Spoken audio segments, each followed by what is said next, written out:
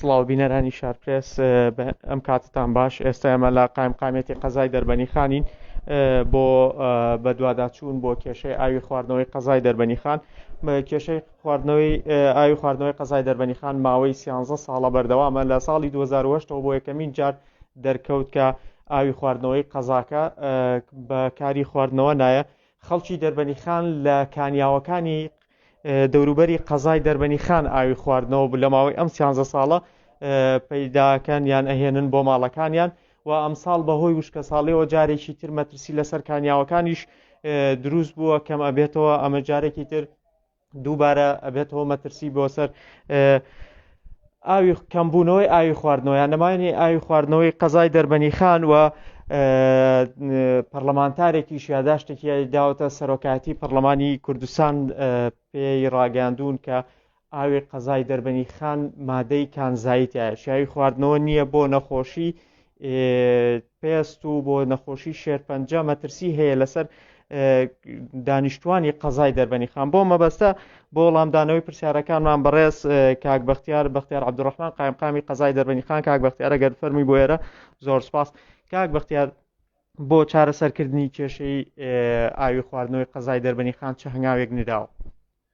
بەڵێ ئەوەی کە لانە پەیوەندیدارەکان بە ئێمەیان ڕاگەیاندووە ئاوی دەربەندی خان کۆمەڵە ڕێکار گیراوەتە بەرامبەر بە چارەسەرکردنی ئەو کێشەیە کە جارجار هەڵەیاتەوە ئەم کێشەیە، نازانم ئەو ڕژێنرێ.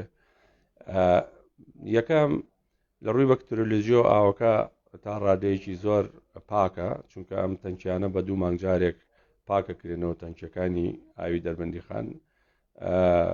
کلۆری بۆ درەیی پێواکرێ بۆ تەعقیمکردن، دواتر کلۆری غازی تێکرێ. لە ڕووی معدەنیەوە ئەم تانکیانەی ئێمە یا بڵین ئەم پرۆژەی ئاوەی ئێرە پرۆژەیەکی کۆنا ئەو مواصفاتانەی تیانە کە مەعادن گل باتەوە. حەل ئەوەیە کە پرۆژەی ئاوی دەربەندی خان پرۆژە نوێیەکە تەواو بکرێ بۆی لەم گرفتە ڕزگارمان بێ و ئەم گرفتی مەعادنەش لە مانگی دەوە دەست پێکە کە ئاو زۆر کەمەکە، بەڵام ئێستا بەداخەوە خۆی هەر ئاو کەمە ڕەمێم ساڵ گرفتەکەمان پێشتر بکەوێ. بەگشتی کێشەی ئاوی دەربەندی خان ئەمێ. کاک بەختیار، ئێوە چه هەوڵێکتان داوە بۆ ئەوەی بزانن ڕێژەی کانزا لە ناو ئاوی دەربەنی خان چەنە؟ ئایا هیچ پشکنینێک کراوە بۆ ئەوی بیسەلمێنن کە کانزای بەرزە، ڕێژەی کانزا بەرزەیان نۆرماڵە؟ منیش راپۆرتێکی تایبەتم بەرامبەر بەو هێنە پێ نەگەیشتووە لایانی پەیوەندیدارەوە بەڕێوەبەرەتی ساحەی وقاییە یا بەڕێوەبەرەتی ئاوە یا هەر شوێنێکی ترە. راپۆرتێکی تایبەت نهاتۆتە بەردەستی من کە کۆمەڵە زانیاری تایبێت من زانیاریەکان بدەم بە ڕێگەیاندنەکان. ئەوەی لە لای من هەروانە بوو کە من باس کرد. زۆر باشە. ماوەی چەند ساڵێکە پرۆژەیەکەیە بۆ پاکردنەوەی ئاوی دەربەنی خان، پرۆژەی پاڵاوگای ئاوی دەربەنی خان. ئەویش ئێستا وەستاوە، ینی ئیشی تیا ناکرێ یان نەکەوتۆتە کار تەواو نەبووە؟ بەداخەوە یان ئەگەر ئەو پرۆژەیە تەواو ببووایە ئەم گرفتانە چارەسەرە بوون. وەکو باسم کرد پرۆژەی ئاوی دەربەندی خان پرۆژەیەکی زۆر کۆنە، لەم شێوە پرۆژە ئاوا هێشتا لەی شوێنێکی ئەم دنیاە بڕواناکەم نموزەجی مابێ. ئەم پرۆژەی کە دەستی پێکرا و لە 150 بەرەو ژووری تەواو بووە، ئەگەر بکەوتایەتە بواری تەواو بوونەوە گرفتی ئاوی دەربەندی خان وەکو باقی شوێنەکانی تر چارەسەرە. باشە، پێشەوەی ئەم پەرلەمانتارە یاداشداتە سەرۆکاتی پەرلەمان، ئێوەی هیچ بە دوواداچوونێکتان کردووە بۆ ئەوەی ئەم پرۆژانە تەواو بکرێ؟ ئێمە سەردەمی پێشمونیش و لە سەردەمی ئێوەشا هەم بەرپرسانمان کە بینی بێ، هەم لە ڕێگای بڵین مەرجعی خۆمانەوە کە پارێزگایە، هەم لە ڕێگای نووسین و ئەوانەوە ئێمە بە بەردەوامی جەخت لەسەر نووسینەکانی پێشومانەکەینەوە، جەخت لەسەر داواکاری هاوڵاتیانەکەینەوە، جەخت لەسەر ئەو هەموو هەڵمەتی ڕاگەیانداناکەینەوە کە بەرامبەر بە ئاوی دەربەندی خانەکرێت. بەس بەداخەوە تا ئێستا پرۆژەکە وەکو خۆی وەستێنرا.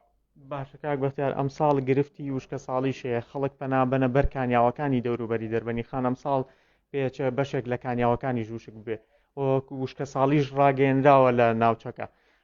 ئێوە بۆ ئەم حاڵەتە فریاکەوتنەیان تەواریە چیتان کردووە یان چیەکەن بۆ دابینکردنی ئاوی پاک بۆ شاری دەربەنی؟ وەڵای ئەوە بێ وەزارەتی کشت و کاڵ ڕەزامەندی بە ئەوە بێ ئەرکیش بێتە ئەستۆی خۆی لایەنە پەیوەندیدارەکان بۆی بیری قوڵ لێ ئیتیوازی چکە دەرکەوت بیری سەدحی ئەم ساڵ هەمووی وشکە بێ و کانیاویش کە ئاوی باراناو نەبێ ئاوی سەرزەوی نەبێ ئاوی ژەرزەویش نابێ ئەو بیرانە و کانیاوانی کە هەیە هیچی ناگات ئەمانی حەوت هەمووی وشکەکەن یا بە کەڵکیەوە ناهێنرێن بەکاربهێنرێ ئەو کەوتۆتە سەر حکوومەت وشکە ساڵی سەلمان و ئەم ساڵ وشکە ساڵی بەڵام ڕێوشوێنی چارەسەرکردنی ئەو کێشانی کە لە وشکە ساڵیەکەوێتەوە ئەتا ئێستا شتێکمان بۆ نەهاتوە بۆ لەو داواکاری زۆرە لەلایەنێکە ئیداریەکانەوە بۆ چارەسەرکردنی ئەو کێشان ئێوەکو قایمقامێتی قەزای دەربەنی خان داواکاریتان ناردووە بۆ ئەوەی هاوکاریتان بکەن هەم بۆ دابینکردنی ئاوی خواردنەوە هەم بۆ داواکاریەکە بێت جارێ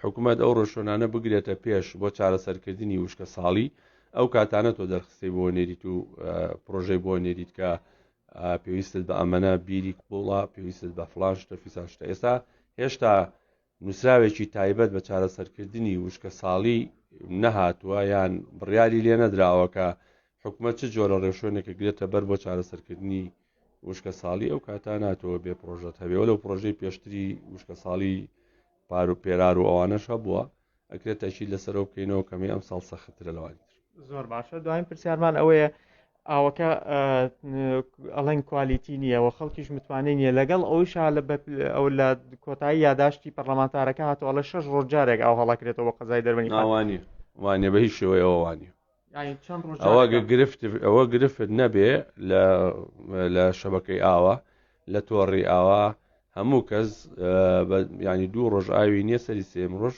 ئاوێتەوە ئەگە گرفتێ شتێکە بێ سیانەیەکە بێ دایری ئەو ڕایگەێنێ و گەڕەکە بۆ ماوەی ئەوە نایبێت 6 ڕۆژتی وانە من پێم وابێ ڕەم بە یەک کۆڵان بێ کێشەیەکی شەبەکەی ئاویتیا بێوان بە نموزەجەوە ئەو پەرلەمانتارە لە ڕێگەی ئێوە ئەم یاداشتەی داوایان من لە ئێوەم بیست و هەر نەشم بینیوە یاداشتەکەی بەڵام شتیوانە ئەگەر گرفتێکە بێ لە شەبەکەی ئاوی کۆڵانێکە گەڕێکێکە شوێنێکە ئەوە هەتا چارەسەری گرفتەکە بێ ئەو دواکەوێ بەڵام هەتا ئێستا 6 ڕۆژی تیان نیشتیوان زۆر سپاس کاک بینەرانی بەڕێزی شارپێس ئەمە دوایین زانیارەکان بوو لەبارەی گرفتی ئاوی قەزای دەربەنی خان قایمقامی قەزای دەربەنی خان پێی ڕاگەیاندین بە بەردەوامی نووسراویان کردووە بۆ سەر و خۆیان کە مەرجەعەتی خۆیان کە پارێزگاری سلێمانیە بۆ ئەوەی کە بەدەم پرۆژەکەەوە بڕۆنەوە پرۆژەکە بکەوێتەوە کار هەروەها بەشێک لە یاداشتی پەرلەمانتارەکەی ڕەت کردەوە کە قەزای دەربەنی خان 6 ڕۆژجارێک ئاوی بۆ هەڵ ناکرێتەوە کە بەڵکو 2 ڕۆژجارێک یان 3 ڕۆژجارێک ئاوی بۆ هەڵەکرێتەوە و نووسراویش یان هەماهەنگی ئەەکەن لەگەڵ وەزارەتی کشت و کاڵ و ئەو وەزارەتانەی کە پەیوەندیان بە وشکە ساڵیەوە هەیە بۆی گرفتی وشکە ساڵی و ئەو مەترسیانەی لەسەر قەزای دەربەنی خانە بۆ گرفتی کەم ئاوی لە ڕێگەی ئەو ڕێکار و ڕێوشێنانەی کە حکوومەتی هەرێمی کوردستان ئەیگرێتە بەر بۆ چارەسەرکردنی کێشەکان بە دوواداچوونی بۆکەن و چارەسەریەکەن